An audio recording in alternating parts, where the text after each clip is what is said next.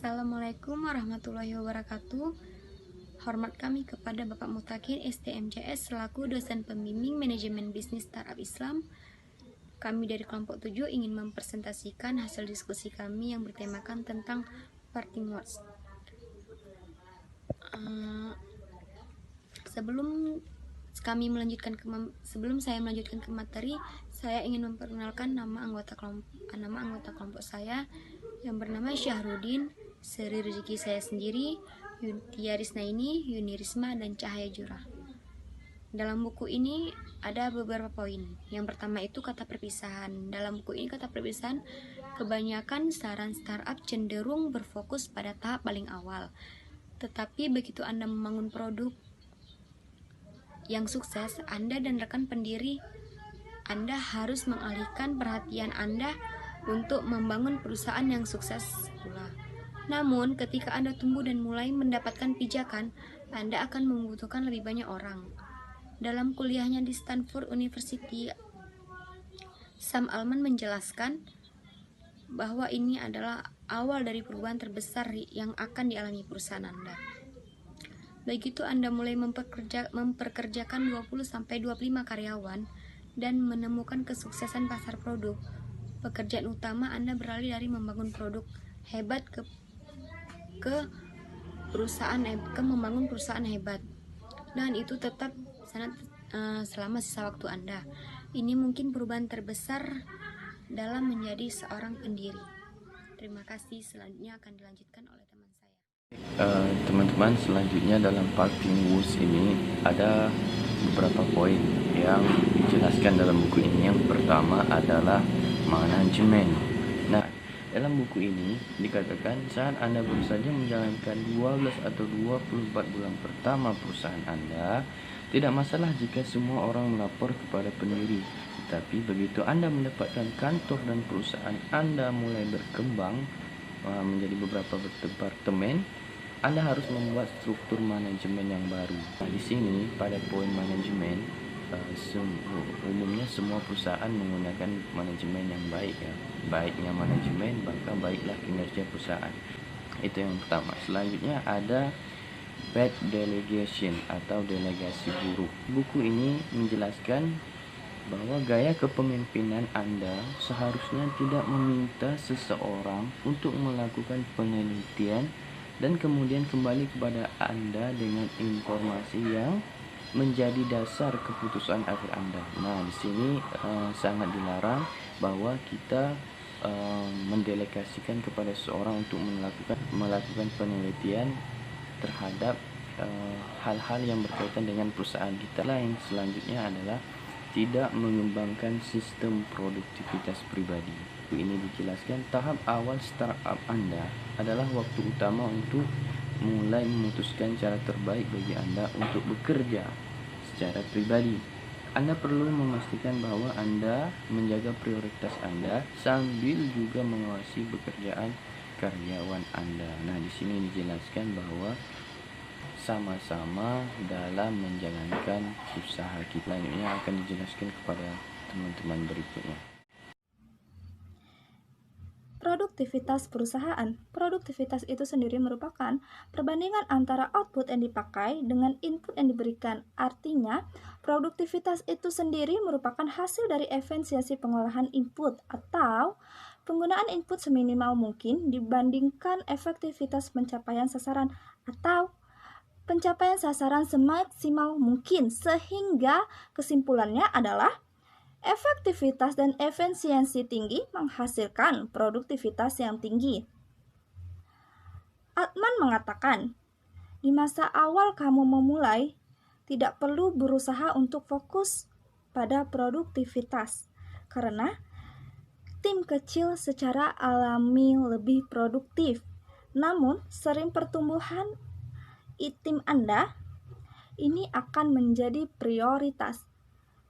Sasaran dari semua perencanaan produktivitas ini adalah kamu mencoba membangun perusahaan yang menciptakan nilai dalam jangka waktu yang lama, dan jangka waktu yang lama itulah yang penting.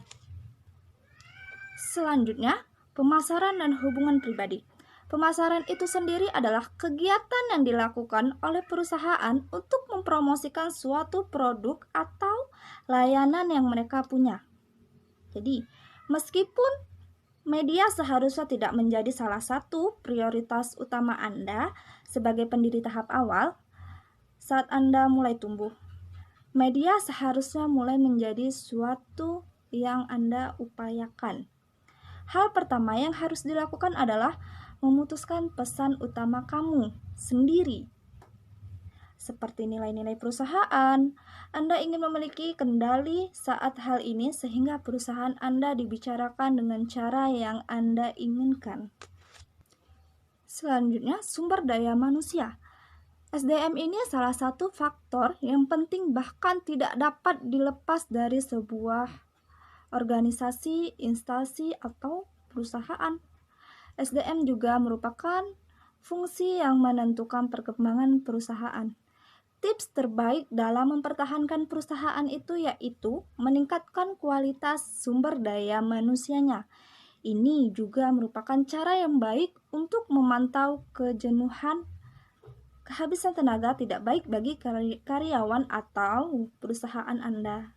Menyarankan mempekerjakan perekrutan yang sebenarnya, karena pada saat akan berkembang begitu cepat, perekrutan dapat menghabiskan banyak waktu kita sendiri yang dapat dihabiskan untuk membangun bisnis.